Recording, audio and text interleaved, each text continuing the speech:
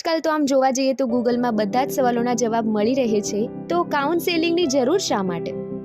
Of course કાઉન્સેલિંગની જરૂર છે, કેમ કે ગૂગલ ઘણી વસ્તુને એટલા એક્સ્ટ્રીમ લેવલ સુધી બતાવે છે ને કે ક્યારેક જો ગૂગલના એંગલથી જોવા જઈએ ને તો એના લીધે કોઈ નોર્મલ માણસ બી પોતાને એબનોર્મલ સમજી અને ડિપ્રેશનમાં આવી શકે છે. બહુ સાચી વાત છે. આ એક્સપિરિયન્સ તો મને પણ છે કે કોઈ વાર કંઈ થયું હોય અને નોર્મલ સિમ્ટમ્સ આપણે ગૂગલ પર ટાઈપ કરીએ તો આપણને કેન્સર સુધીની પોસિબિલિટીઝ બતાવી દે કે તમને કેન્સર પણ હોઈ શકે છે. એક આજે જ આવો કિસ્સો તમને કહું કે એક લેડી કે જેની પ્રેગ્નન્સી પોઝિટિવ આવતા અમે લોકો જે નોર્મલ જે કોમન રિપોર્ટ છે જેને બીટા HCG નો રિપોર્ટ કહેવામાં આવે છે એ અમે કરાવ્યો.